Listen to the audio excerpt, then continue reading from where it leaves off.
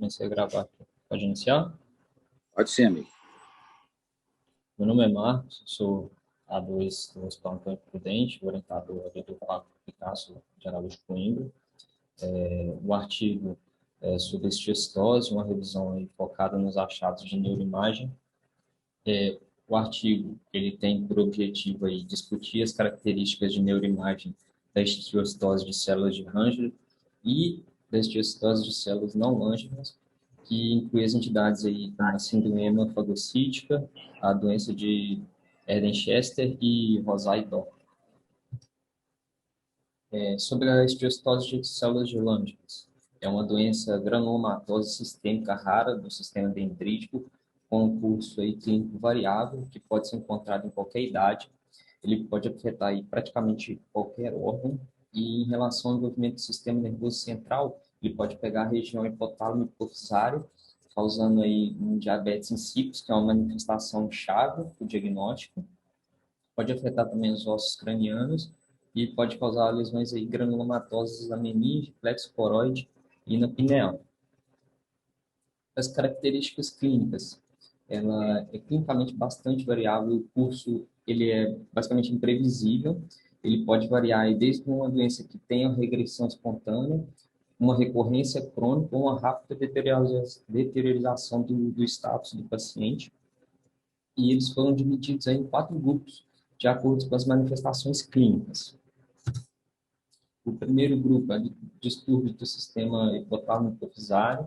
O segundo são sintomas de topografia neuroanatômica específica, relacionados aí com lesões com efeito de massa, causando epilepsia. O terceiro é uma disfunção neurológica, principalmente com envolvimento aí cerebelar. E o quarto são a sobreposição de vários desses sintomas, uma miscelânea. Dos achados histopatológicos, apresentem granulomas típicos, com um acúmulo de células de Langerhans, macrófagos e linfócitos T, células indeterminadas e interdigitantes, presença de eosinófilos e de células gigantes multinucleadas. Dos achados da ressonância e diagnóstico diferencial, né? A gente tem um amplo espectro dos achados de imagem na estiostose. Eles vão incluir aí lesões ósseas, com ou sem uma extensão para as partes moles, principalmente nos ossos craniais ou na base do crânio, alterações aí intracranianas extraaxiais, alterações do parênquima intraaxial, com predominância aí de um padrão neurodegenerativo e uma atrofia cerebral. O achado mais frequente da doença multissistêmica foi localizado aí a lesão óssea granulomatosa, que vai afetar mais comumente o crânio.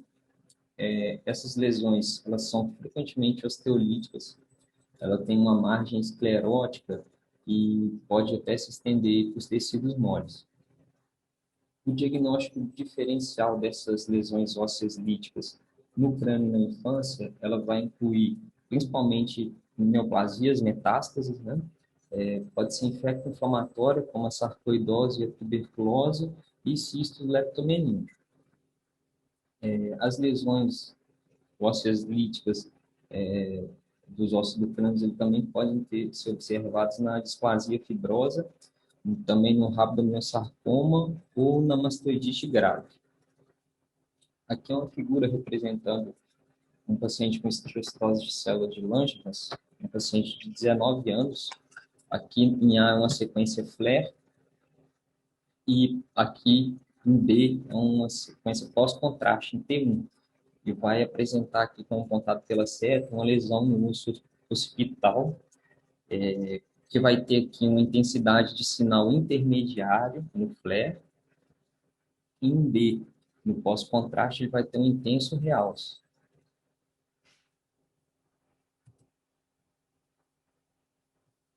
Ainda dos achados de ressonância diagnóstica diferencial. A manifestação mais comum no sistema nervoso da estiostose, ela é um infiltrado granulomatoso na região ali hipotálamo, hipofisário, e ela frequentemente ela vai levar o paciente a desenvolver um diabetes insípidos e deficiência do hormônio da hipófise anterior. As características aí de imagens, consiste no alargamento da haste hipofisária, podendo aí os tumores se estender para a hipófise e hipotálamo, e devido a essa associação aí com diabetes insípidos, com angiostose, também pode haver uma perda do sinal hiperintenso fisiológico da hipófise posterior ali no sinal inter-1. Então, o sinal que é mais hiperintenso, normalmente, da hipófise, ele é perdido. E essa perda desse sinal, ela vai ter relação aí com a perda dos grânulos dos hormônios antidiuréticos. A ausência de hipertensidade na hipófise posterior e presença de massa no infundível ou no hipotálamo são alguns dos achados que são inespecíficos. E também se tem uma alta frequência aí de cisto pineal ou uma pineal alargada nos pacientes com esteatose de células de Langerhans, que também são achados inespecíficos, mas ele pode ter associado a uma infiltração da pineal direta ou até uma hiperplasia da glândula. Aqui, esteatose no paciente com diabetes insípidos. Aqui a gente tem uma ressonância do córtex sagital em T1WI, que vai demonstar que um infundíbulo é espessado e ausência do sinal hiperintenso, que seria normal em T1, do lobo hipofisário mais posterior, e em B, vai ter que esse intenso realce do contraste no infundíbulo com o infundíbulo espessado.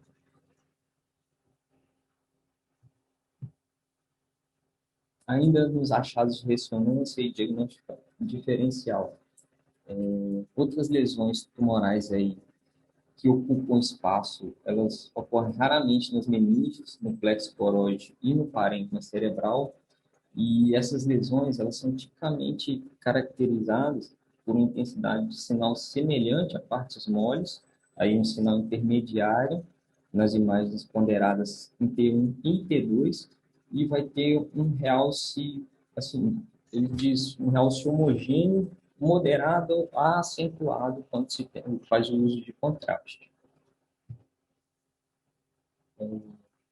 As lesões do plexo coroide aqui, que podem mimetizar papilomas, elas são caracterizadas com uma hipointensidade em T2, e o diagnóstico diferencial de lesões intraparenquimatosas do sistema nervoso, eles incluem aí tumor de células germinativas, grande faringioma, sarcoidose e a doença de Rosai-Dorfman. Aqui são mais duas ressonâncias representativas. Essa é a primeira, um paciente com esteatose sistêmica. Em A, a gente tem a ponderação em T1, W, em 2, em T2, em B, em T2, desculpa, e em C é T1 pós-contraste. E a gente vai apresentar aqui essas lesões extraxiais com efeito de massa. Elas são bilaterais e são originadas da meninge, principalmente aí da dura mater, na alta convexidade. Então, a gente vai ter uma hipointensidade dessas lesões em T2 e um intenso realce de contraste aqui na figura representada em C. Já nessa outra imagem aqui, é um menino de 5 anos, que a clínica dele ele apresentava uma isoftalmia, uma poliúria, polidipsia e lesões cutâneas. Na ressonância, demonstrou aqui as lesões expansivas sólidas aqui no plexo coroide, bilateral. Elas são caracterizadas aí por uma hipointensidade em T2, representado aqui em A, e vai ter um realce de contraste aqui na figura representada em B.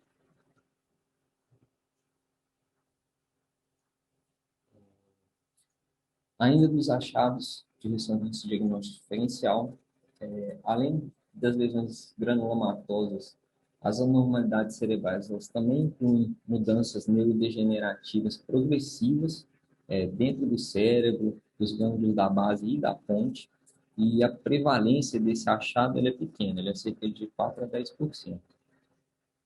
Nessa imagem aqui, tirada também do artigo. A gente tem um paciente que tinha uma clínica de ataxia e diabetes insípidos, com distúrbios comportamentais, alterações sugestivas de alterações neurodegenerativas. Em T1, vai mostrar as lesões hipointensas na substância branca em ambos os hemisférios cerebelares. Em B, em T2 aqui, na figura B, está em T2, e tem uma hiperintensidade dessas lesões. Em C, pós-contraste, que mostra aí que as lesões cerebelares não aumentaram, mas tem um realce nodular, uma lesão na medula anterior. Por exemplo, a pílula seta aqui na figura C.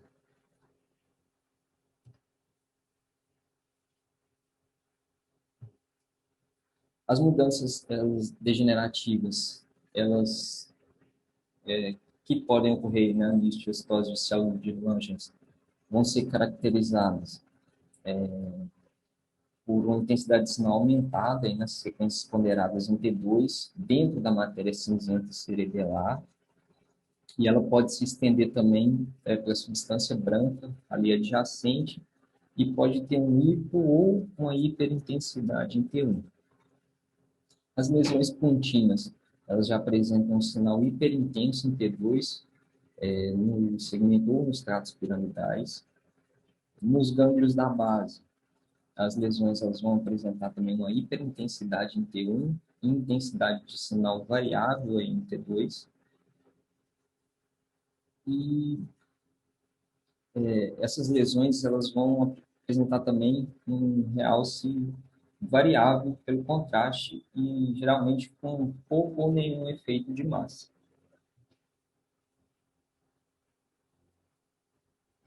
Da doença agora de Rosai-Dorfman. É uma doença rara, com etiologia desconhecida ainda. A gente tem um aumento de autoanticorpo durante a fase ativa da doença, que vai sugerir um processo imunológico.